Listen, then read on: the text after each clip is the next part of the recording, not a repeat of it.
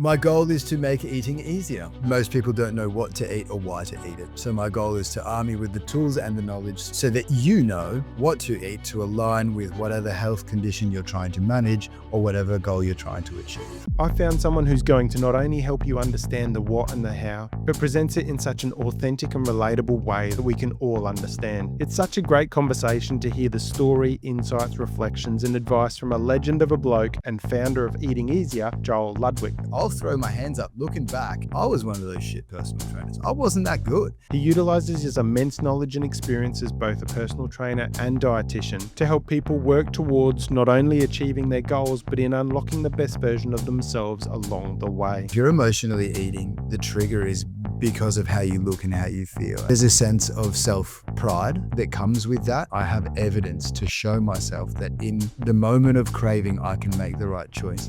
And every time you do, it gets easier. Joel, welcome to Share.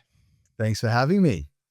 Mate, I'm excited. When we met not long ago, it was great to see your enthusiasm for what you do and the health and well-being of people, and just the authenticity that you showed. I was like, right, I've got to get Joel on because I've been searching for someone to talk about health, fitness, nutrition, and having obviously an accredited and clinical dietitian to chat on the podcast is pretty exciting.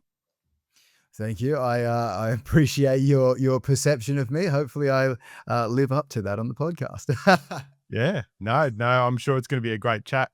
So, Joel, where did the journey start for you? Where did your story start?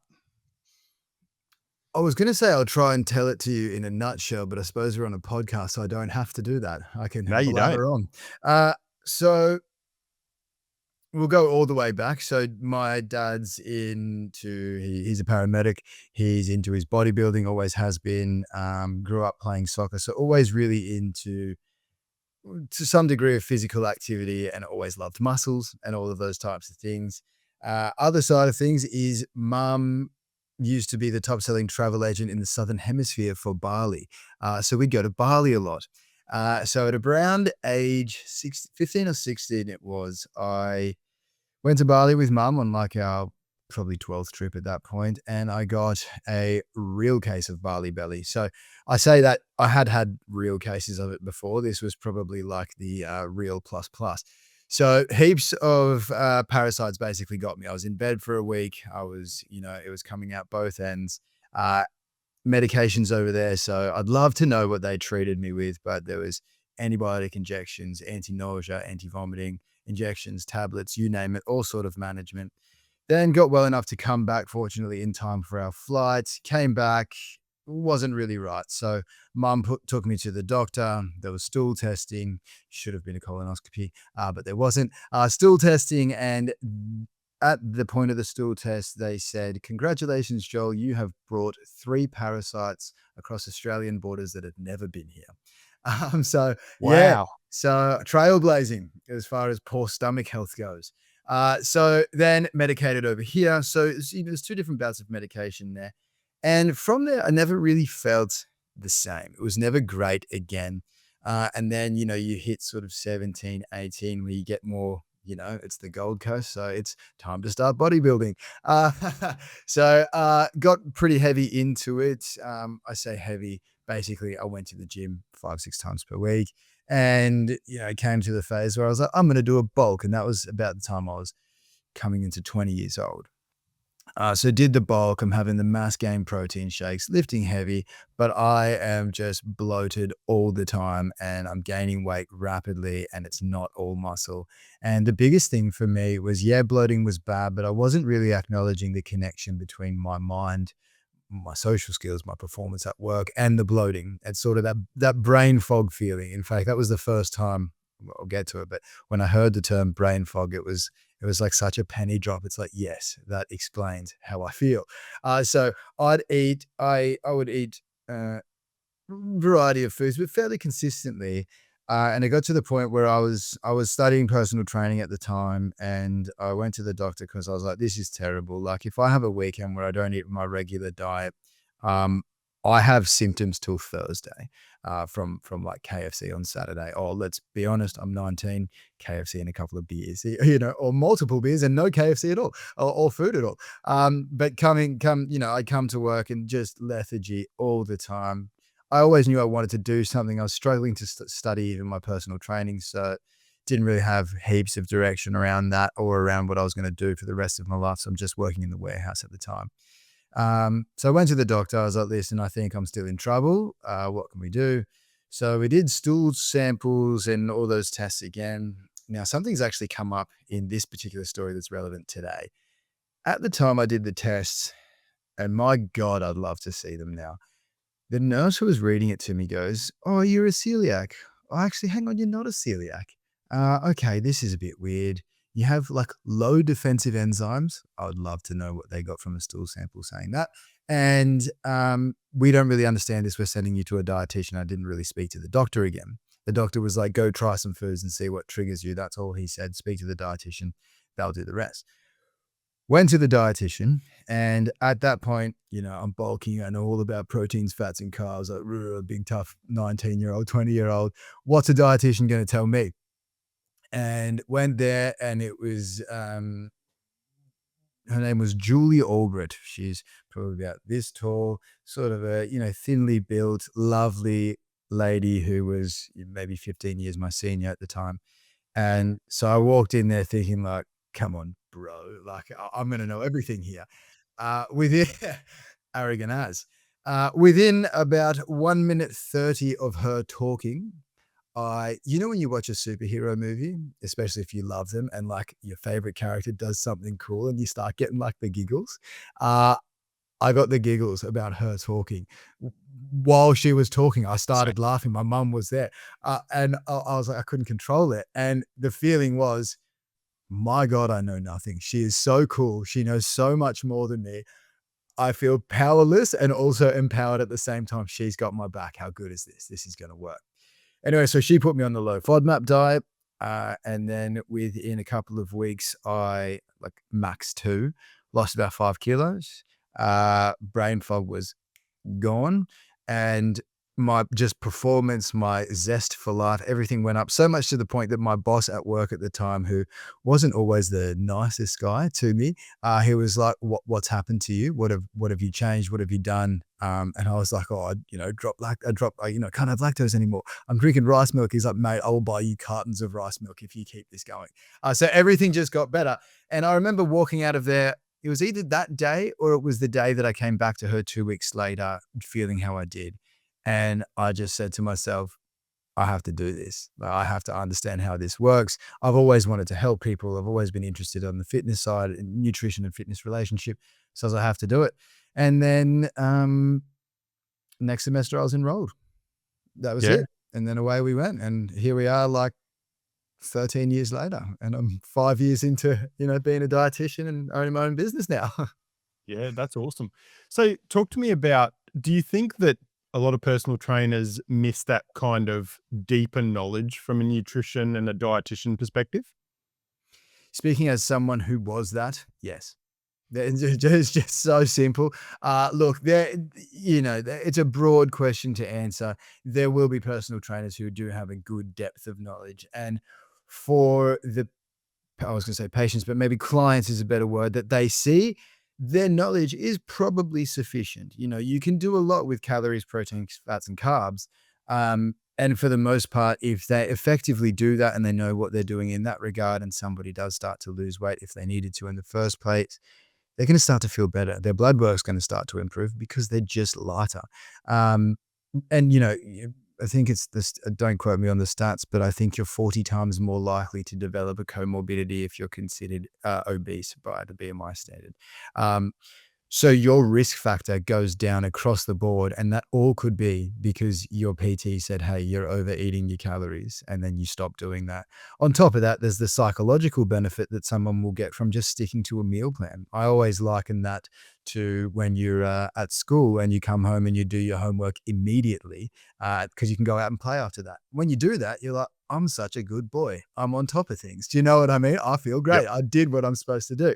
All of a sudden, there's just this cascade of like that dopamine hit this sense of self-respect because you've actually done what you were supposed to do, and now you're getting the outcomes as well. So, and a personal trainer can completely facilitate, and truth be told, sometimes that's a lot of what I do. But the second it gets a little bit more complex than that is where there's a significant difference between a dietitian, a nutritionist, as well as in sort of that's sort of the hierarchy. Dietitians are nutritionists, but nutritionists aren't dietitians. And then personal trainers sort of being one rung down again, speaking broadly. I sort of lost my train of thought there, but once again, Gen Pop, yeah, it can be useful. Nutrition is different for everyone. Like there's nutrition principles that do apply for everyone, and then there's it's case by case every time. So yes, I do think they miss it, but yes, I do think they can have a very impactful role, even with what could be a small amount of nutritional information that they could pass on to their clients. Yep.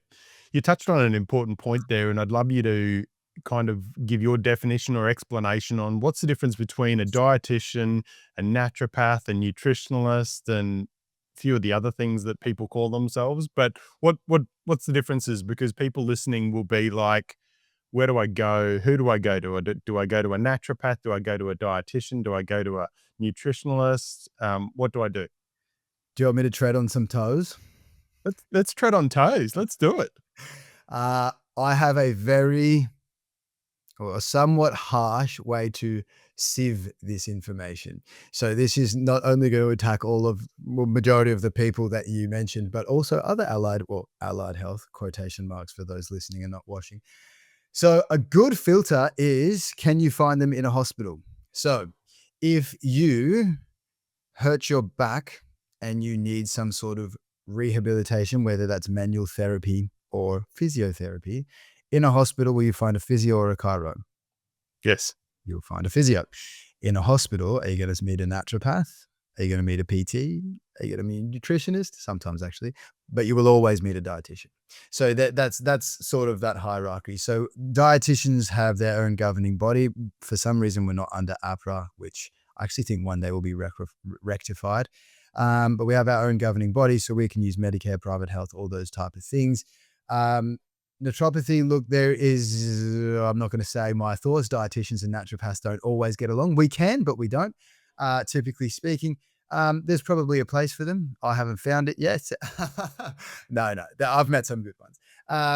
They sort of aren't a protected term, and that's probably the best way to say it. Dietetics, accredited practicing dietitian is the only protected term.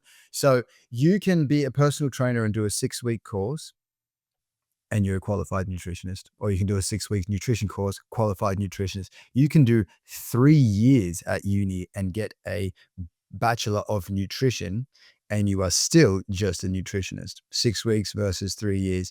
And then dietetics is where you go the one further step, where we do the final year, we do placement in hospitals. Most importantly, probably, is the medical nutrition therapy that we do, which is sort of the diet-disease relationship, and also the client-centered counseling and the communication and counseling that we do have to study in order to get our degree, and then our experience in the hospitals and the exposure to all the many, many conditions where diet plays a role, which I think is almost every condition that you can list. Does that answer the question? Yes, it does. Yeah, no, that's good. I'd like to, and I've got some great friends that are in all those fields, and I do get it, because I think, and I'm going to touch on here as well, right? And we'll tread on some toes of some personal trainers, right? But not personally, but there's personal trainers out there. Like when you say you're a personal trainer, there's a lot of levels of personal trainer as well, right? Like, as you say, there's someone that's just done the 6-week or just done the online 3,500, 4,500 or whatever it is, and they've just got the kind of basics. They've got the tick, but then you've got personal trainers that have added on a lot of things. They've also been in it 10, 15, 20, 25 years. You've got lots of different levels of personal training as well. And, for me, I've worked with a number of personal trainers over the years, and I've seen good ones, I've seen bad ones, or different ones, I suppose. And, I think for me, it really comes back to what's a good personal trainer. A good personal trainer is that actually someone that connects with you in real life, right? Doesn't talk to you like, and expect you that you're going to be, really disciplined, and that, you kind of live on an island without any pressures, any stresses of life, any kids, any work, all the pressures that happen in life, right? There's a lot of personal trainers I've had in the past that are like, well, you got to this and you got to that and you got to this. And you're like, do you even do that? Yeah, Like, yeah. Yeah. Yeah, it's, that's a big one. Look, that's a big thing even as a dietitian, regardless of, the private health and the Medicare and, the legislative nature of it all. If you aren't able to build a rapport and communicate with the patient and live on planet Earth and think about someone's environment and the likelihood that they're gonna follow the meal plan or whatever, or the training program, it's like, well, I could knock out the perfect training program and meal plan and give it to myself and not do it because nobody would, do you know? And so you're right. And look, going back to it, like, I'll throw my hands up. Looking back, I was one of those shit personal trainers. I wasn't that good.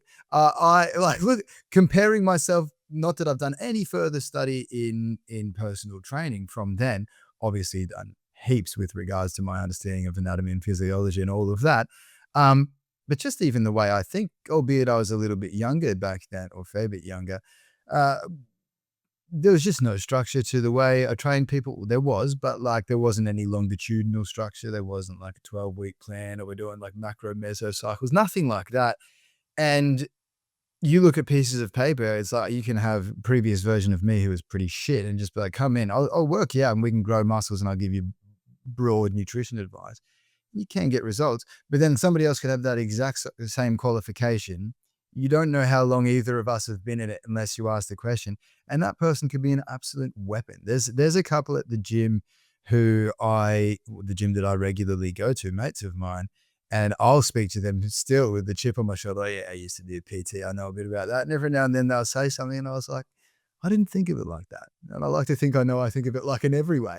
So I yep. was like, that's good. Like you are in my books a good PT. So you're right. There's definitely a variability in personal trainers' ability, but it's also the same in dietetics. I've had patients come to me that have seen other dietitians, not to ever talk negatively about a dietitian. I'm very protective of us all. But I've heard some stinkers of stories and strategies.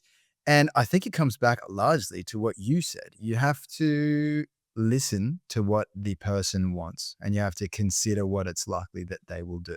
So across the board, in my opinion, the most effective tool that we can all have is communication, being listening and providing. Yep, yep. And I think really around someone going to see a dietitian, it's like going to see a GP. I always say, journal, how are you feeling? What are you experiencing? Because the problem is someone comes and sits down in front of you, Joel, and says, and you say, hey, well, what's been happening? Depending on how they're feeling that day, that could be, if they're feeling all their symptoms in the last kind of 24 to 48 hours, they're going to say to you, Joel, I've had this, I've had stomach cramps. I'm not feeling great. I've been sweating at night. I'm just not in a great place. But if they're in Mhm. a really good place the last 24 to 48 hours, they're probably going to say to you, oh, look, I've been experiencing a little bit of this or a little bit of that. They're not actually going to tell you the full story, right? Mhm. And if you don't know the full story, you're not actually going to be able to help them. Yeah, bang on. I've actually been in that situation myself, seeing a GP recently. As I said, I am investigating that. Oh, you could be a celiac. Remark that I got just out of, not that I necessarily think I am. I think we spoke about this when we met. There's some weird markers going on for me at the moment, and part of me was like, "Hang on, mate, you're a dietitian who sort of specializes in gut health. It's like you probably shouldn't have missed anything." So I'm making sure that I don't.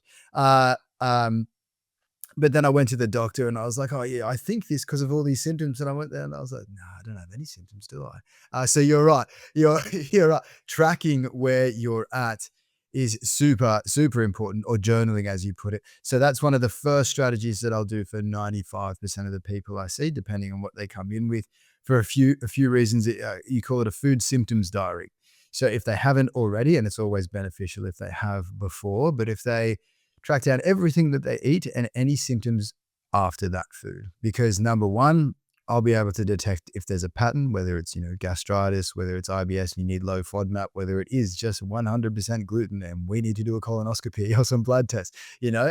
There's lots of different potential triggers that fall under certain categories that could be identified completely by a thoroughly done journaling system like a food symptoms diary.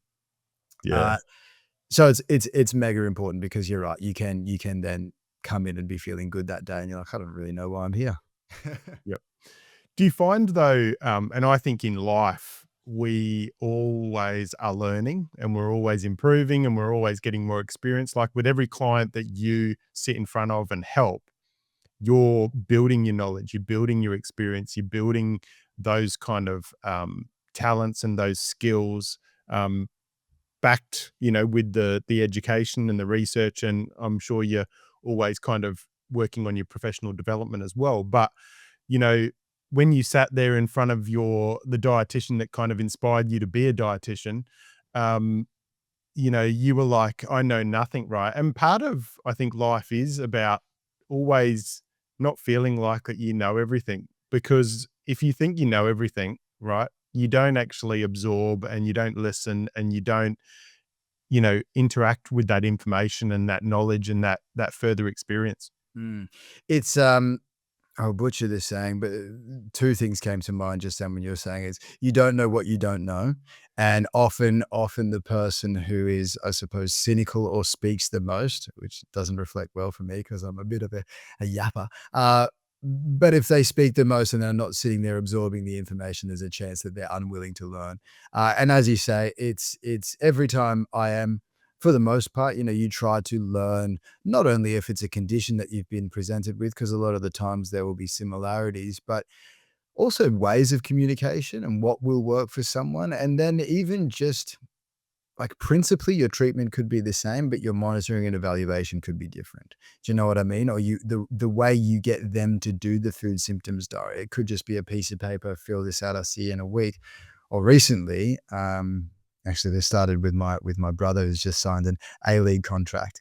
I put my sports dietitian hat on and anyway, I've created this, what is definitely an overextensive Excel spreadsheet, where I want him to basically journal every day. And it's not necessarily like, what did you eat today? It's like, did you hit your carb target? Which for him, at a minimum, is 425 grams per day, an absolute minimum of just carbs. And okay, how did you perform today? How did you feel about that? What are you going to change the next time? How much, how many liters of water did you have? Did you have your stamina? All of these questions. How did you feel about that? What's bugging you?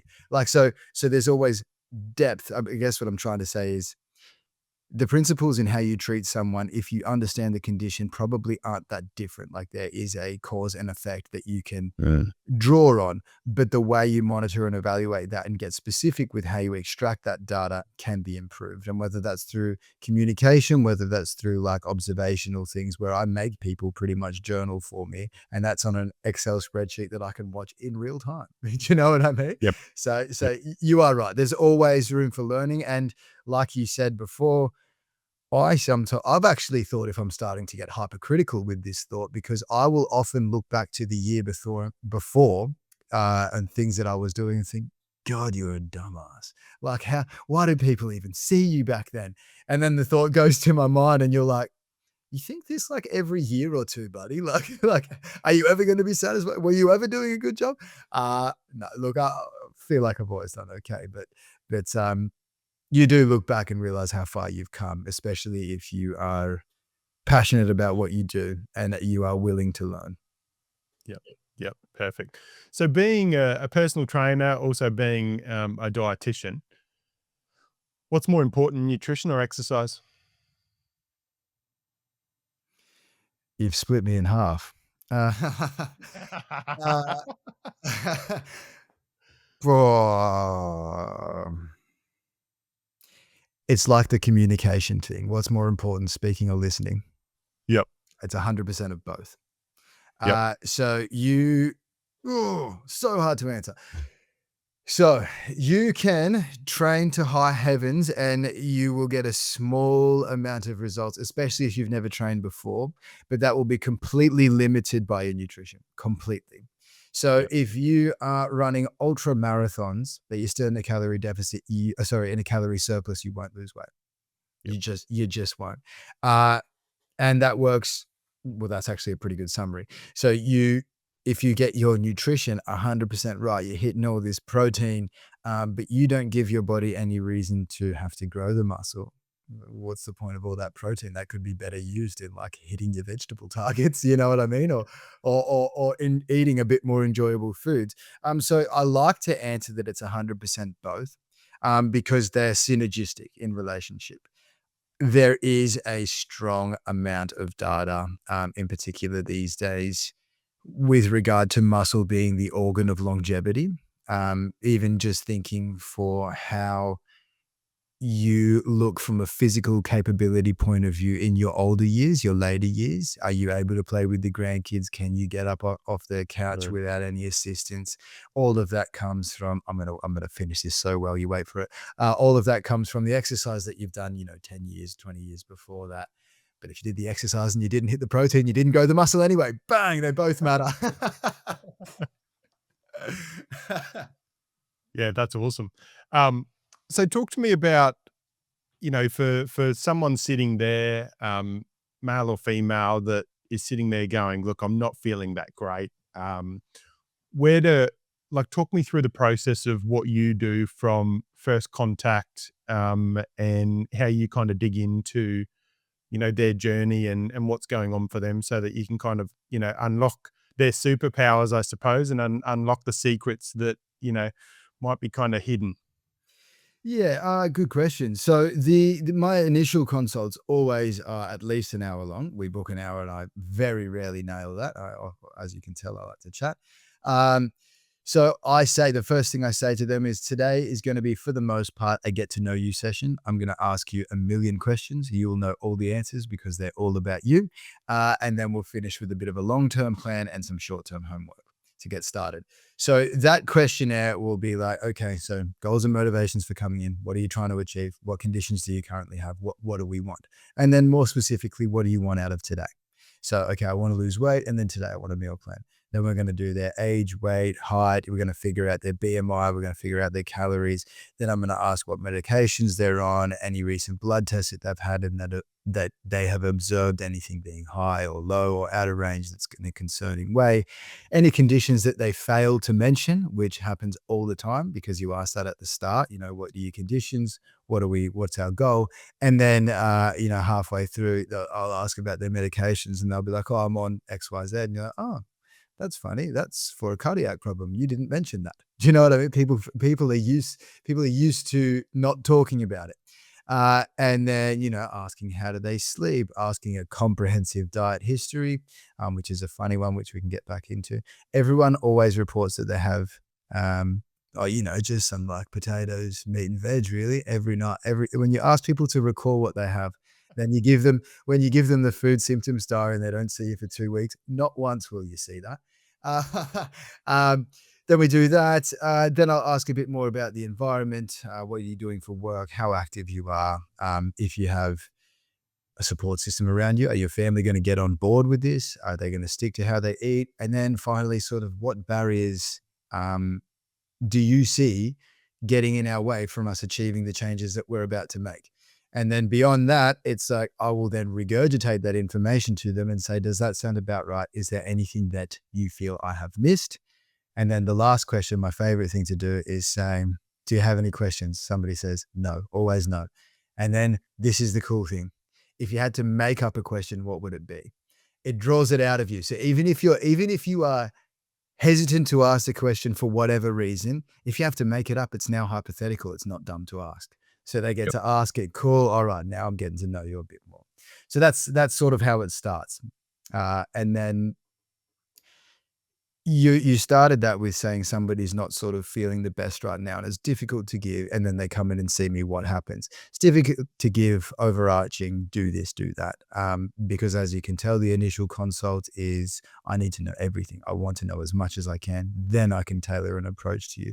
But there are certain things that you can definitely get started on. For example, statistically, 67% of Australians are overweight or obese. So if you have a That's a look, massive number, hey? massive. And if you have a look at the, And it's well, not I going have, down. no, and I have a skewed sample size of that because unless it's a, sports patient or someone that's having gut health issues, majority of the people I see fit into that category. So then it's like, okay, well, we can work on a calorie deficit. We can work on meeting your recommended daily intakes for all of the 5 food groups. We can look into the Mediterranean diet. There's a lot we can do. And it all boils down to initial first steps. And if you're listening to this and you need to lose weight, start moving more, start eating less. I hate it. It sounds condescending, but it is the maths. Yep. Yep. Yep. And I suppose that comes out in, kind of those nutritional diaries and, when they're doing the recording and people are like, oh, Joel, I've been eating really well and I just not losing weight, right? And you'll look there and you'll go, no, you're actually You're eating too much and not moving as much as you should be. you're gonna say, well, based on your requirements, your calories to lose weight would be about 2,000 calories per day. You have 2 of those 650 ml ice breaks, and they're 600 calories a pop. So you're having Yep. 1,200 calories before you start eating. You've got 800 left. Good Yep. luck. Yep. That's like just over a meal. Actually, it was interesting. I was, I'm not going to brand bash here, but I was sitting in a food court probably 10 or 15 years ago. And it was interesting because the guy I was sitting with was a personal trainer. And he said, look, have a look at this, right? He said, just watch this. He said, see that girl? She's just gone to Subway and she's got, like a 6-inch and she's thinking she's good, right? Subway, eat fresh, good. Then she's gone over to Boost Juice to get herself a fresh juice, right? Yeah, killer. And then she's gone and got some, she's gone and got some fruit or something from somewhere. And like we were watching her do this, right? And he's like, she thinks she's just having lunch. She thinks she's doing it the right way. He said, if I went and added up all those in calories, he said, she's probably done more than half of her daily calories just in lunch without knowing it because she thinks she's eating healthy. It's remarkably common, and the stats back that up. It's incredibly common. And, I'm sort of reflecting in how I've been speaking already today, and it almost seems like I'm quite cynical of natural behavior, which I suppose deep down, maybe perhaps I am, but it's less cynical of people's natural behavior. The environment is what they call obesogenic. So even if you think like looking back ancestrally or anything, you'd have to go out and hunt for your food. I can order Coles online and it gets delivered to my door. I don't even walk in the grocery store anymore. It comes to me. The other day I went to put rubbish in a bin and I waved my hand over it and the lid opened. I didn't even open we don't move. Do you know what I mean? And then to look at the positives of what that girl is doing, Subway Eat Fresh, we've probably got a decent serve, at least 1 or 2 serves of veggies in a sandwich. We've got one of our grain serves, maybe a little bit too much. There'll be a bit of protein in there most of the time. The Boost Juice, like in isolation, it's like, cool, you probably weren't going to eat that much fruit. Did you also put a bit of protein? They have protein options in there. It's like, cool, that's probably helping you with your protein target. So in isolation, from like a micronutrient point of view, it's like you may have got more micronutrients that most people get especially in a calorie deficit than most of the time.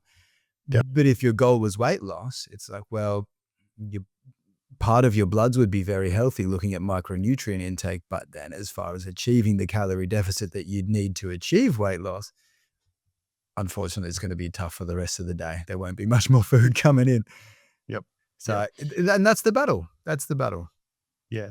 So talk to me about the relationship between GPs and dietitians. So if someone's not feeling great, obviously the first step isn't going to a dietitian, right? But it's probably going and having a chat to your GP, I'm guessing.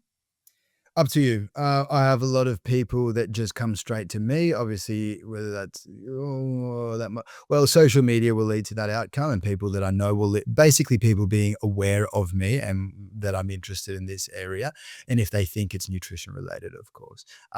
regardless of if it's the chicken or the egg, if they haven't seen their GP, I will always recommend it. In Yep. particular, if they are concerned about hormones, which a lot of people tend to be because that's trending. It's often not the case. Sorry to burst the bubble.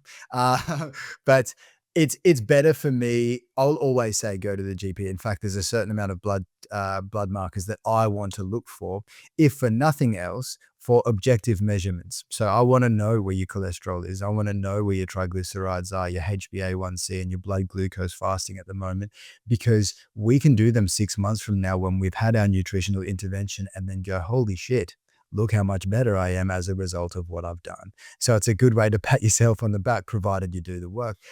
So I'll always recommend to go for them. But then vice versa. If somebody is like, I don't know where to start, go to your GP. Look, they the jack of all trades, so to speak, and I mean that in the most positive way. They're going to send you to the right person. And they will hopefully do the right testing. And then if they think it's nutrition related, 70% of the time it will be. Love those stats. Then they'll send you to me. They refer to dietitians with something called an EPC, an Enhanced Primary Care Plan. That's where Medicare can pay for $60.35 for up to 5 sessions per year. That's not just for dietitians. It's for physios, exercise physiologists, psychologists, whoever the doctor deems you to go there. But to answer your question, the doctor will either send you to me, or I will send you to him, depending on what we're facing, if it's not diagnosable on the spot. Yep. Now, years ago, I had a GP that I went and saw, and obviously, you go and get your blood tests. They put you through all the normal stuff, and then it comes back. And a lot of the time, you'll sit there in that little range of, you're in that range there, you're in that range there. And a lot of the time, I've had GPs go, yeah, okay, cool. Yep, you're looking pretty good. Oh, a bit more vitamin D would be nice, or something like that. Then I go and take that to a naturopath, which is a good friend of mine. And then she's like looking at it, and she translates it completely different to a GP. Are you the same?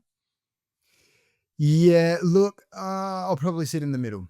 I say that because the naturopath relationship with dietitians. No, look, Yeah. they do actually do a pretty comprehensive look at bloods. I don't know exactly to the extent that they study, because you can't study naturopathy at uni. It's its own sort of institution, and it's not really recognized by the government, so to speak.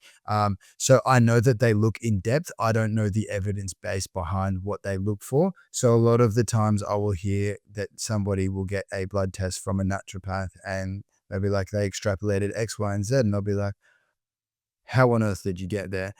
But then the total reverse of that, I can elaborate on that in a minute if you remind me.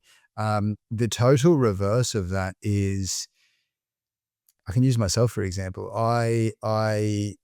So your kidney function is determined by something called an EGFR. It's the relationship between your urea and something called creatinine. So normal function is above 90. That's just the score. Anything above 90, don't worry about it. Mine dropped 10 points for 4 years in a row. So I went 94, 84, 60, 74, 64. And 59 is where you're in stage 1 kidney failure. And saw a couple of GPs that saw 64, and they're like, not 59. And I was like, oh my God, there's a trend line. Can we look into this? So yeah, unfortunately that can be the case. That's why I do recommend, sometimes it is worth paying for a private GP, especially on the Gold Coast at the moment. There's a lot more people here than there used to be. I don't think the doctors have met, or the GPs have met the amount of GPs that need to be per area. And it turns into a little bit of a 5-minute consult situation where they just simply don't have the time. And it's sort of, I don't want to say unfair of them, because they can be late. But there's businesses behind all of that, and there's KPIs. It just does leave the patient falling behind a little bit, or things getting overlooked. So I generally do look a little bit deeper, especially if there is trend lines, because a lot of the time we can rectify that with diet and exercise. Not that exercise is necessarily my scope, even though it used to be. There are lots of changes that we can make that would directly impact those bloods. And if those bloods are heading in a bad way in a quick amount of time, it doesn't project well for your future. Would you like me to elaborate on my concerns in the naturopath blood readings? Yeah, you can. Yeah, let's go. I feel like I'm talking negative about them too much. I'm sorry. I'm sorry. I'm sure you're all great. No, I'll give you an example. Therefore, I'm not generalizing and picking on everyone. Yep. I had a previous patient. This is actually when I worked for another job, which was mainly meal planning for EBT, they're called. Came in and said, I was actually via online, and said, I have just done these tests through my naturopath, and it turns out that I'm allergic to like chicken and broccoli and tomato and all this stuff. And she was a life, like a really long patient that we'd had for a while. And I was like, oh, I'm not having it. So I was like, let me talk to her. And then I looked at the meal plans that we'd done over the last 6 months and the symptoms that she reports, which was nothing, never any symptoms. And I was like, okay, so what made you go to the naturopath? Oh, I was just curious. Okay. So you have been eating things like chicken and broccoli consistently for 6 months and you've been symptom free. Yep. But now this blood test tells you that you're allergic, was the words that she used, to chicken. And I was like, let's talk about allergic reactions here. Like, is your tongue becoming itchy? Like, is your face swelling? Are you having like chronic diarrhea? Allergic is a strong word, especially if you start going down like the anaphylactic side of things where EpiPens get involved. The issue is sometimes naturopaths, and it sounds like what this one definitely did because she showed me, what they can do is send you for what's called an IgE or an IgG test, which you can ask any doctor. They're just not a good way to expose things. So basically, something called immunoglobulin, and what it's looking for is inflammatory markers of things that you've recently been exposed to. So if you have recently eaten chicken and broccoli and then you test your blood, you're going to get the score. It's going to say that you've got an inflammatory marker for it. And maybe if you really boil it down, you can find that there's a slight intolerance. Most of the time, every dietitian I know would not acknowledge that, nor would any doctor that I know. It's just nonsense. This is not the most completely accurate way to reflect it, but how I like to look at it is they take your blood and in other tests will expose your blood to these potential inflammatory properties, right? So let's say in this situation, which isn't exactly how this one works, but let's say they took your blood and then they exposed it to chicken and broccoli and those immunoglobulins came up. I say, when was the last time you injected chicken into your blood? There's a lot of digestive processes. There's a lot of chemical buffers, such as our skin, our lungs, our kidneys, our livers, and our guts, obviously, that buffer out a lot of these things that lead to like inflammatory markers in our blood. So by the time it actually has any sort of effect, it is gone. So it's consequentless, and therefore there's no symptoms. So what's the root cause of nothing? You know what I mean? So that's where I can be like, okay, sometimes we're majoring on minors that we don't need to. And sometimes they absolutely nail it. I have heard of naturopaths highlighting something that was on its way to going wrong and really getting in front of certain conditions. So it's not all hate, guys. Before we get back into the episode, from time to time you might have a burning question, a guest recommendation, a comment or some feedback, which I always appreciate. If so, I'd love to continue the conversation after this episode, so let's connect. I'm easy to find, but the best place to engage and connect is on Instagram, @TheSteveHodgson. But that's enough from me. Let's get back into the episode. I'm sorry. No, all good. So you obviously founded your business, Eating Easier. People listening are probably going to be saying, "Oh, it's easy to eat." But what's your definition? You know, tell me, eating easier. What does that mean to you? My goal is to make eating easier for everyone. So most people, it is easy to eat. Most people, as we all know, most people don't know what to eat or why to eat it. So my goal is to arm you with the tool and knowledge, so the tools and the knowledge, so that you know what to eat to align with whatever health condition you're trying to manage or whatever goal you're trying to achieve. Yep. Simple as that.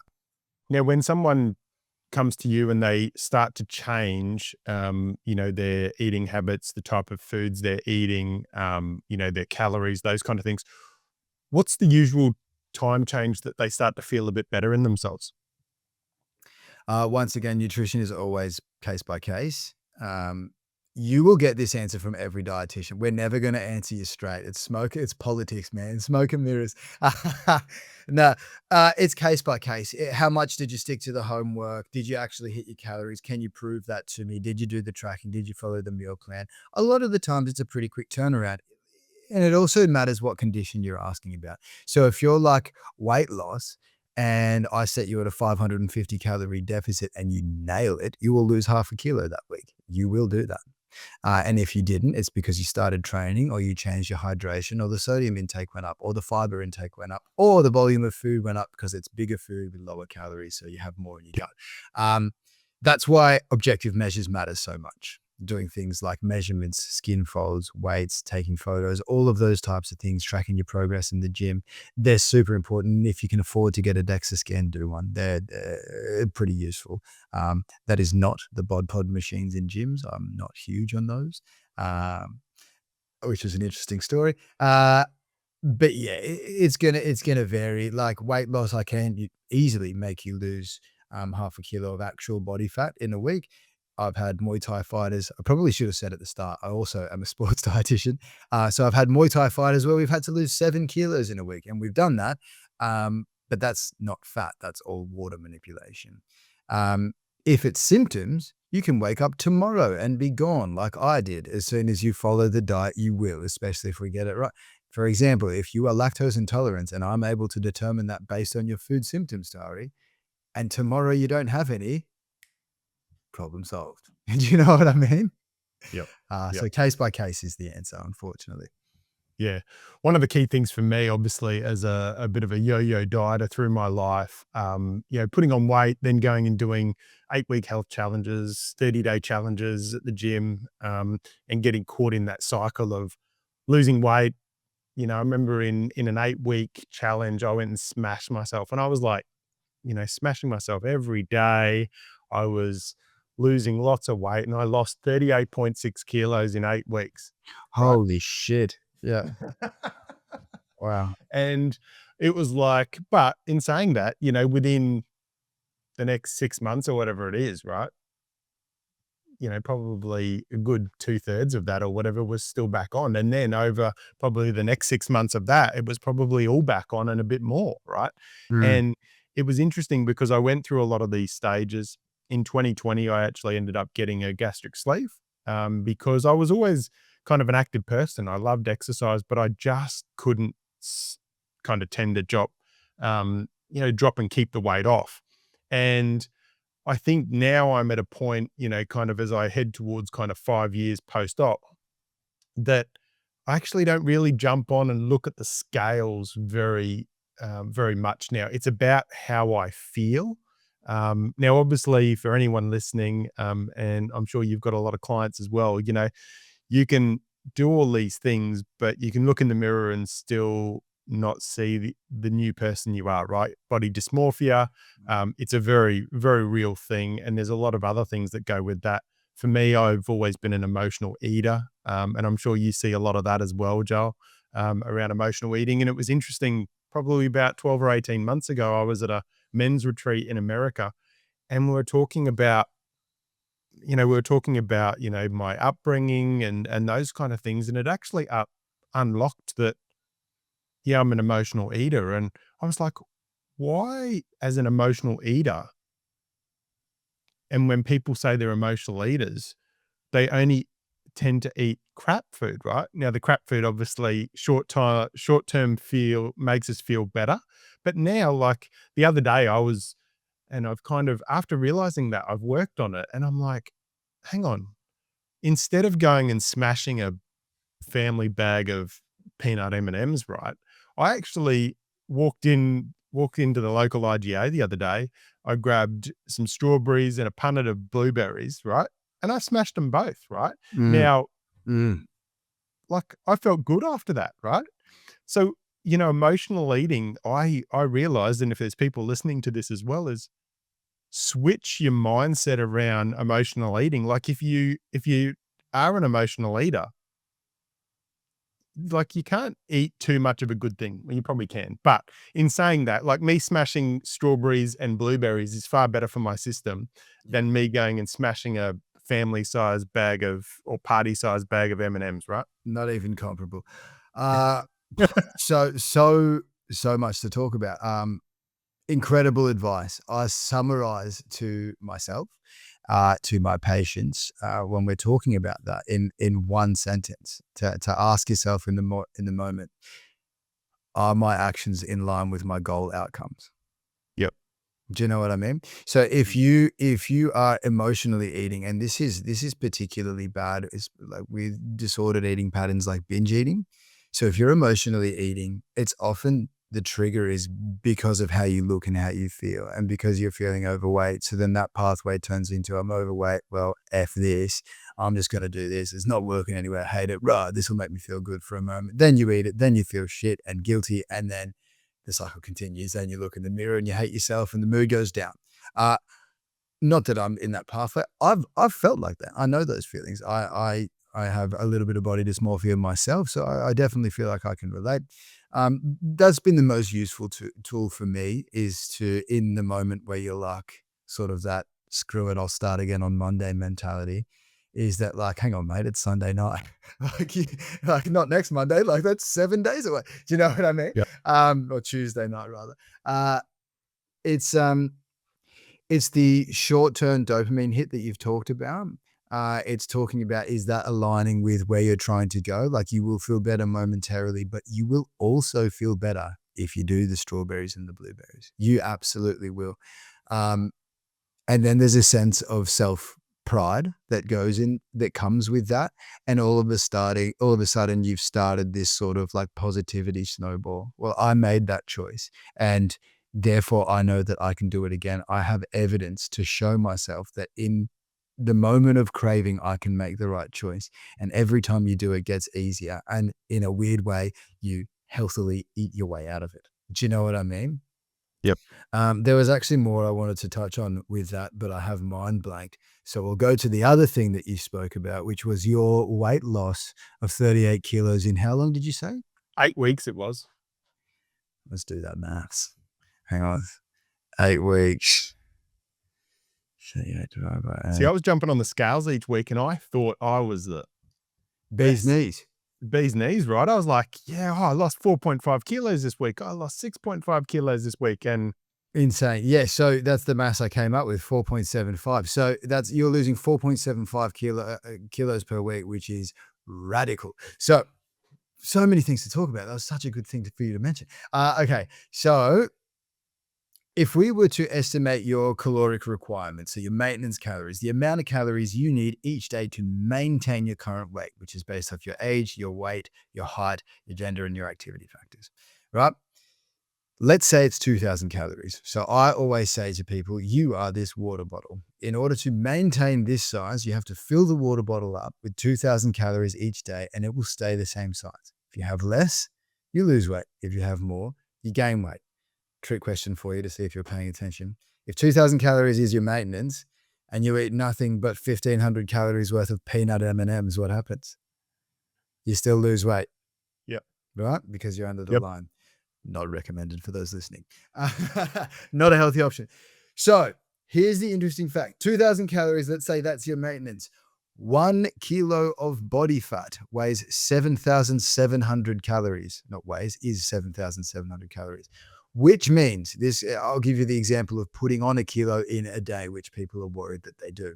So if you need 2,000 calories to maintain, then in order to gain a kilo that day, you have to then have 7,700 calories on top of that, which equates to 8 blocks of chocolate or 13 Big Macs. So if you've been maintaining weight, picture your current diet, whole day of eating before you go to bed, 13 Big Macs. That's how you do it. That's how you gain a kilo. And you probably wouldn't gain a kilo because you'd probably end up having the runs and not even absorbing all of those calories anyway.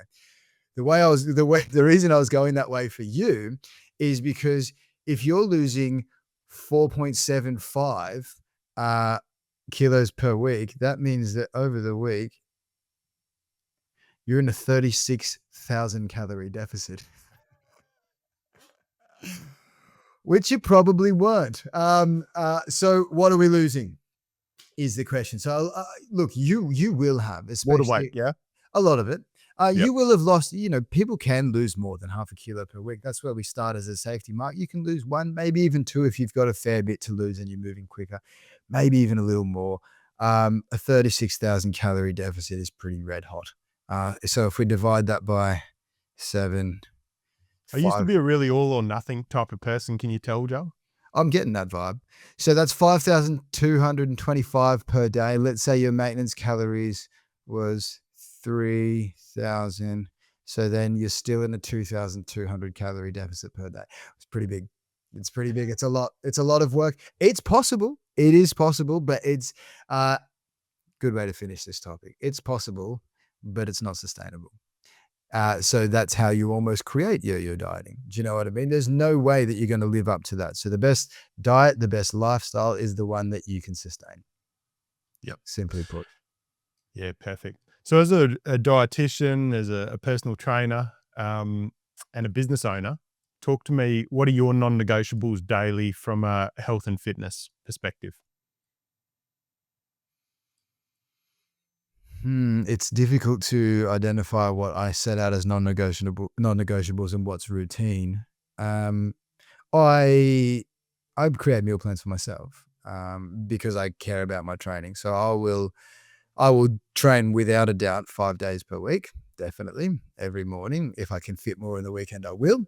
Um, then just stick to the plan as best I can. That's Yep. that's probably the non-negotiables for me. Um, Yep. And what are the key things people should be, what are the key elements that people should be focusing on to obviously, lift their wellness and well-being?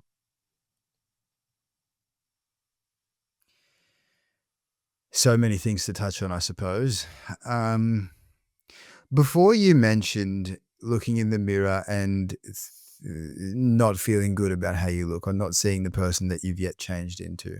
So I think identifying it, identifying the thing that you are bothered by, and then ensuring that your actions are towards solving that problem. It's a lot of like we talked about when we first met, sort of that inner voice. And the inner voice can be a bit of a dickhead, in particular mine sometimes. But I find a lot of the time where I'm in my best headspace is if there is something that it is telling me I need to do, it's normally right. So if I then get off TikTok and then do the thing, my self-respect increases and then my productivity increases as a consequence of that. Normally, I'm a bit of a list checker, so do one thing, then the next thing gets easier. Um, so that's a big thing from, I suppose, an emotional point of view. Understand your goals and have a clear vision of what they are, which is going to help you align your actions with what you actually want. If you, it's a difficult question to ask. If you actually say, "What do you want?" and just sit there and think, "Well, hang on, well, I'll lose weight." It's like, no, no, no. How much weight do you want to lose? Why do you want to lose weight?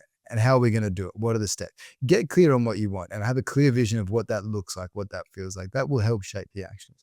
Then from there, there's the general guidelines. If weight loss is the topic at the moment, if you don't know what you're doing with nutrition, or even if you do, because a lot of people do know, a lot of us were taught the basic principles in kindergarten: eat your veggies, eat your lean meats, eat your fruit. That's all the right thing to do. But if you're not at the way that you want to be, unfortunately, you're not doing them. So you may know, like knowledge is power, but that doesn't mean that knowledge leads to application. So if you need guidance and you're willing to have that reality check talk with yourself in the mirror, get it. If not, just start taking some steps, and then literally take some steps, because physical activity can't be understated. Not only does it burn calories, we've already talked about how muscle can impact longevity and how it literally just impacts everything. Even if you're at a risk for diabetes, it positively influences your ability to deal with glucose, which is everywhere in this society we live in. So it doesn't have to be a big step, is what I'll finish on. Just if you haven't gone for a walk for a little while and you know you want to do something, if you walk 5 minutes today, you are 100% better than you were yesterday. Just Yep. start somewhere and ask yourself, what is it that you want? And pick one small thing, and then you can build on it. Habit stacking, you know? Yeah, perfect. One of the game changers for me over the last good couple of years has been I've got a Whoop band. Yeah, cool. And the Whoop band, I just love it, right? Because I've learned so much more about myself Mhm. because I kind of used to sit there and I'd go, because I've obviously had, and gone through the chronic fatigue and anxiety, depression, those kind of things.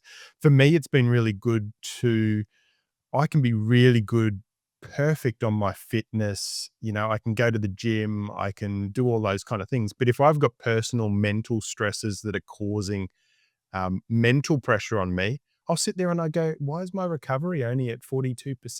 Why was my sleep not as good? All these different things. So I've been able to learn so much more about myself and around that mental versus physical interaction, emotional interaction, and how those actually kind of provide a holistic kind of view of my health. That's incredible, and well done for you. Well done to you for identifying that relationship. A lot of the time, it's almost reflected in the way the medical system is structured as far as like allied health providers and how there's different arms. A lot of the time people forget the relationship or the fact that it's one body. Like you just said, stress led to an elevated heart rate, which led to poorer sleep, which led to poorer recovery, which led to like all that effort you put in the gym, you're not getting the maximized outcome. So it's like, holy shit, one little thing. And I talk about that a lot when it comes to gut health. Obviously, if you can't tell, pretty into the gut health stuff. So the example I give is talking about the gut brain axis. So you've often heard somebody who is so stressed that they can't eat. Everyone's heard that. I'm too stressed to eat. If you have poor gut health or IBS and you eat a triggering food, it stresses your stomach out and then you become more stressed. It's a two-way street. Do you know what I mean? So looking after this looks after this, but looking after this looks after that. And it's like, oh my God, if I just look after myself, I feel better. Much like you said with the peanut M&Ms versus the blueberries and strawberries. You're literally fueling yourself better, not only the mental changes. So like you're proud of yourself for doing the right thing, but also, wow, that was like a whole bunch of antioxidants and fiber and a little bit of hydration that I just had. It's incredible that my bowel movement was great the next morning and I feel great, as opposed to, well, in my case, the diarrhea I'd have after the M&Ms. Yep. And the key thing is as well, I find with, obviously there's hydration, there's sleep, but for me as well, I've lost my train of thought now. We were talking about the relationship between the body being one body, your whoop band. Yeah, I was going to say around, anyway, I've lost it, but it was, sleep, hydration. Yeah, I don't know. I've lost it. But the next thing I was going to ask you, Joel, right, is, for me, back in the days of the yo-yo dieter, not understanding themselves, and I'm sure a lot of people are going to relate here, that they go, we're sitting here on a Wednesday or a Thursday, and we sit there and go, I'm going to start my diet on a Monday. Now, you can start diets other than a Monday, can't you? That's what I'm told. And if you're going to start a diet on Monday, that's where you go and have your Hungry Jacks, your pizza, and absolutely just binge the weekend before you start. Because when you jump on the scales Monday, you're heavier. And then, you kind of, at the first week, you lose, a good couple of kilos. And then you're like, oh, no. Right, no, I've slowed down and I'm mad about it. Better have some KFC. Yeah. Look, it's a common trait. It's an all or nothing mentality, and it leads to like one slip up being to, I'll start again on Monday, or screw this, I've slipped up now. I'm just going to binge and then start on Monday. Yeah, you're right. My diets can just start. So sometimes that is the perfect condition. Hey, like everybody waits for perfect conditions to start. The perfect condition is starting. It never is good time.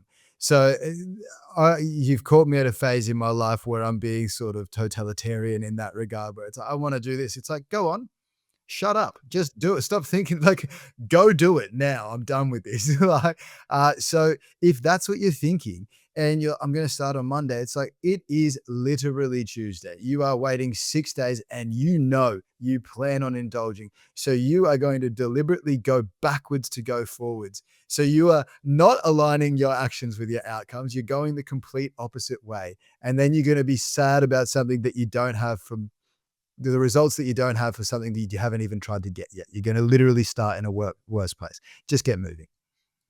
Yeah. Simple as that. Perfect. Joel, when you look at yourself, obviously we're always learning, we're all growing, we're all evolving. What's something that you kind of haven't fully worked out about yourself yet? What's something that you're working on? What's the next version of Joel? What's gonna unlock that? All of it. It's all a mess. uh, oh, so much. Honestly, so business has got miles to go, and it's a lot of what I think of, maybe even too much. Not only from like I just am constantly thinking about nutrition. Don't get me wrong. I'm very thankful that I found myself in the position that I am because my job feels like I get paid to talk about the things that I'm already thinking about. But then like the business development, I think of patients outside of things, and then part of me, well, this will answer your question. It's that conversation with my inner self and aligning with, well, number one, what thoughts are bullshit and what thoughts are actually going to move me forward and make me feel aligned with my desired outcomes, and do they benefit myself and the people around me. So going back to me overthinking about business all the time, I will often think I should really go for a surf because I have a couple of hours, and then I'll be like, but I don't want to. Number one, who am I arguing with? Number two, um, I know that that's not a stupid thought because I know that every time that I do go for a surf, not only am I getting vitamin C, I'm out in nature, I'm proud of myself. It's a skill, it's physically active, and it actually calms my mind. So the answer is probably finding balance in that regard. Maybe being a little less harsh on myself in certain areas and probably harsher on myself in certain areas. Um, I can't say that there's anything specific because I think everything could always be improved. There's always more we can learn and always more that we can work on. And trying to take that approach into everything you do with both confidence and humility is something that I'll try to strive for, but we all fail sometimes. Perfect. So talk to me about, as you were kind of going through, you became, personal trainer, you were focusing on your fitness, competitions, you were really focused on that, right? Now that obviously came with it that you were aiming for a level of success. Talk to me about how success has changed and the definition for success you from where you were to where you are now and how it's changed. Oh, so to be abundantly clear, I never actually even did a bodybuilding competition. It was something that I thought of. The competition was sort of me versus me or me versus my mate, who could Yep. get the most jacked. How success has changed for me? Obviously, my horizons have changed. What I value has changed, some of it fairly recently in the last couple of years. Look, I could always be leaner and bigger. Um, Letting go of the fact that that's not my entire personality and my value of as a person is a success in itself. Um, there's all these mini goals along the ways. Recently got married, we've got a house together. The cat who has not tried to enter. Uh, Now it's sort of business success. So it's like defining limits as well. Like, well, I could be a zillionaire and that would be a nice success. Or is it like, okay, set this up so that, if and when kids were ever on the table, that finances is going to be okay. Yep. We're all going to be healthy. Is what I'm doing in this life positively impacting my family and the community and the people around me? That's an interesting one. I've read a few books and listened to some longevity stuff last time, and knowing that people tend to live longer when they feel they have or like an integral role in their society or like Mhm. have a strong sense of community, which was so beautiful about that group that we went to the other day. Yep. So prioritizing things like that, things that used to come naturally that sort of no longer do now because you bury your head in the sand with regards to business. I don't feel like I'm answering your question as appropriately as I can. I think success has changed because the goalposts have shifted. So your priorities change as you go through. Yep. And I think, you said you obviously, maybe not answering it, but in saying that, I think success is not just one thing, right? Success is a lot of elements. And we could just do everyone that I chat to and every guest, we could talk an episode just on their definition of success and digging into that, right? And it'd be probably end up being like a therapy session, right? And I'd be like the therapist kind of asking them the questions. And Yeah. by the end, they'd be laying on a couch, either In in the tears. fetal position crying or or, kind of, jumping out of the episode and going for a run and, Yeah, yeah. gonna give their kids a hug and doing all the things, that they wanna do to feel successful. But yeah, it's always an interesting question. The next question I wanted to ask as well was, who's been your greatest teacher in your life?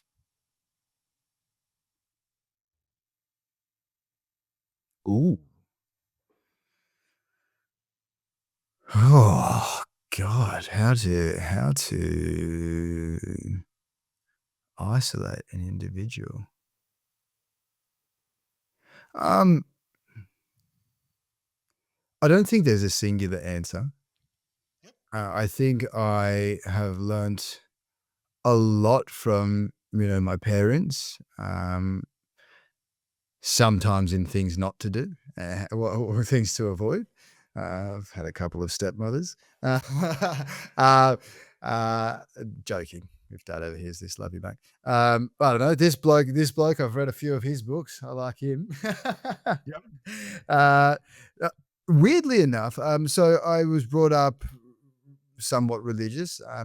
I still maintain a relationship with God, or you call it a higher being. I still believe that something exists. So I do often reflect on my learnings there. There's definitely people around me. My first stepfather, actually, his name was Andrew. They didn't end on any sort of non-amicable terms. We're still in contact with him. He was maybe the best person, or is maybe the best person I've ever met. Just very, just, I don't know, selfless and humble and kind and caring and fair. Fair is the right word. Yep. And a lot of the times I would think that I want to try to make decisions that would lead me uh, to people thinking about myself like that, or me thinking about myself like that. And then the polar opposite side of things is like, oh, sometimes I'm fairly ego driven, and I'm really determined, and I'm quite particular with how I want things a lot of the time, which is, so it's not that balanced. So I don't know if I have one single biggest teacher, and I guarantee you someone will pop into my mind as soon as we finish this podcast.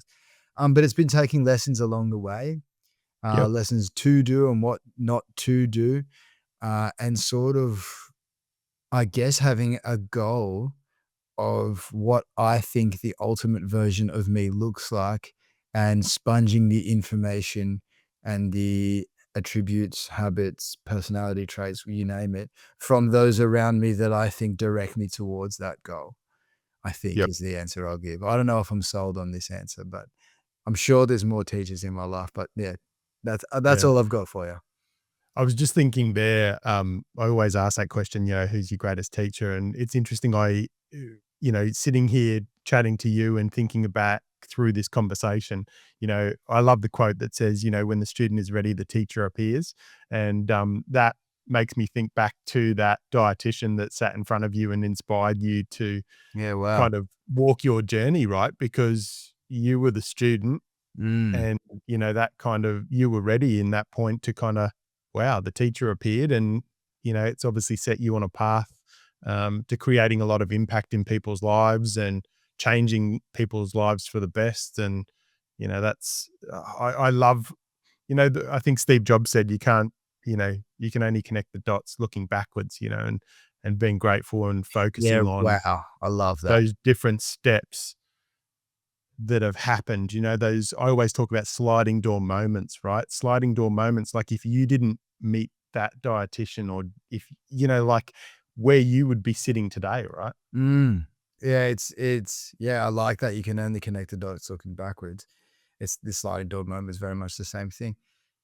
Yeah, it is crazy. And at the same time, I still feel like my journey is very much in its infancy. So maybe in a couple of years we'll do this again. And I'm not even a dietitian anymore. I've gained all this weight. No, who knows? Who knows? It's all falling apart. This, uh, Yeah, yeah. Like you like those guys that, you see it pops up on news.com or whatever it is, or any kind of media source, and you see, man loses weight eating Tim Tams, or, man, loses weight eating only McDonald's. Yeah, yeah, yeah. Just calorie deficit, baby. Yeah, Yep. yeah. These are such deep questions that you're right. We could have a podcast about each one, much like that thing with the group we went to the other day. Yep. Yeah, you've got me thinking now, and I've sort of run out of words. No, that's all right. You can go and journal on that now. Yeah, I think You I'll can go have and do to. some deep thought. I'll have to. Yeah, no, this Go has and been catch a good. couple of waves.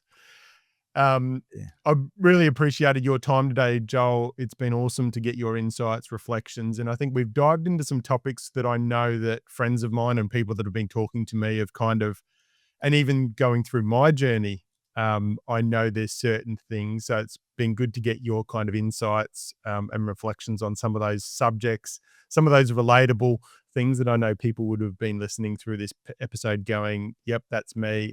Oh, I was going to start my diet Monday, or, the emotional eating point. So I think there's been lots of great stuff that we've covered. If people are wanting to reach out to you to kind of pick your brain, to, maybe come and see you, or track some of your content that I know you put out there on social media, what's the best way for them to connect with you? Yes, social media. First of all, sorry. Thank you very much for having me. This has been great, and I feel like I haven't got to ask enough questions about you and your journey. So I'd like to continue that at some You'll point. have to start a podcast and invite me on as a guest. Yeah. Well, yeah, let's do it. I have the mic now. Yeah. uh, uh, yeah, so I one of the goals to improve on is eating easier. Is just at eating easier is the business Instagram. Joel Ludwik is my personal one, which does have a bit of old nutrition stuff on there. If you want to book in, head to the website eatingeasier.com. If you can't find me in all of those, try a little harder. Perfect. Well, we'll drop all those in the show reel notes as well. So they'll be below this episode. And look forward to connecting with you again soon, brother. And wishing Likewise. you all the best in business, and, kind of winning that battle and getting out on the waves a bit more. Shall do. Thank you so much for having me. This has been heaps of fun. And yes, let's definitely continue to catch up. Looking forward to it. Sounds good. Thanks so Catch you, mate. much. Cheers.